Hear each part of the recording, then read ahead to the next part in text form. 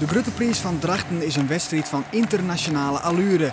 Overal komen de topruiters bij. Australië, Jordanië, Zweden, Rusland en zelfs Hongkong. Very nice. Everything has been set up really great.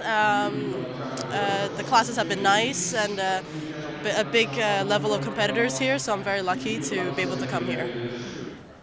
Verleden jaar moest het evenement uitwijken van Zwolle naar het Fries Congrescentrum in Drachten. En dat bevalt de organisatie zo best dat ze hier blijven willen. We hebben gezegd, we komen eigenlijk niet voor 1 jaar, we willen het 1 jaar proberen, maar als we dan blijven we lang.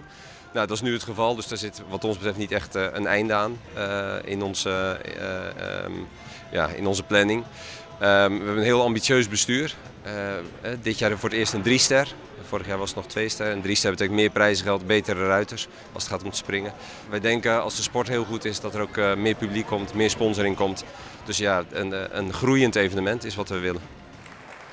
De Grutte Prijs begint met een eerste ronde.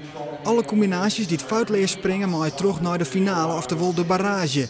De uiteindelijke winnaar neemt €10.000 mee naar huis. Verleden jaar nam een jonge Zweed de haatprijs mee. I won last year, but I have another horse this year, and he's a little bit green. I will try my best, but as I said, my horse hasn't done a lot of these big jumping classes, but it's a very nice horse, and I hope I can be in the jump-off. De Zweed helpt de barrage net. En wat dat ook net helpt is Olympisch medaillewinnaar Jur Vrieling. De hoogte van 1,55 meter is te hoog. Hij tikt 1 van de balken eraf en dat is te volle. Daar docht ik wel uit blikken dat de lotte heeg luidt. Te heeg ook voor een tal Frieske toppers, als Hester Klompmaker. Haar hinders binnen er nog net klaar voor. Ik ken nog jonge hinders in opleiding. Ik doe hier oorweken wel mee. Dan is het niveau krek een paar centimeter lager en daar heb ik de hinders daar wel klaar voor. Maar mijn hinders zijn eigenlijk nog in de opleiding en ik hoop dat ik oren hier meedoen kan. Ek Nathalie van der Meij zit op de tribune. Dat er geen Friesen meedogen had ik maar Jill te krijgen. Dan wil je goede hinders fokt en maar ja, de meesten worden toch verkocht, want ja, jild is toch altijd verleidelijk en sport is een dure bezigheid. En er moest natuurlijk echt een heel goed hinder. Hè. Dus dat is alles bij elkaar is het meestal verstandiger om ze maar te verkopen voor de tijd. En dat gebeurt dus ik meestal. Uiteindelijk binnen er 14 rieders die haar kwalificeren voor de barrage. Die gaat dan over 8 hindernissen. De jongen die dat fout leest en het rapste docht, wint de Grutte Prijs van Drachten. En Robert Vos zet als een van de eersten een scherpe tijdel. Maar zijn hinder Celano riet het parcours fout leest in 33,38. Alleen nog Guy Williams uit Engeland leek het rapper te wezen. Maar die moet daarvoor wel een soort risico nemen. Onder de laatste hindernis laat Williams var op Vos, maar dan gaat het mis.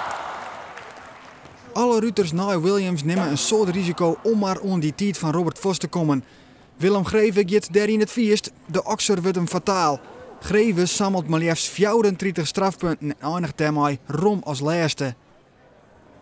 Het publiek in Drachten zocht een griezelig spannende wedstrijd. Want de laatste rieder bloedt het spannend in die barrage. De laatste is de Australische Amy Graham op Bella Baloubet. Nog neer woont zij een Grutte Prijs in Europa. Vol sammelen ze de aanroende tijd een soort tweede en derde plakken. Maar zo het dan nou wel slag je in Drachten.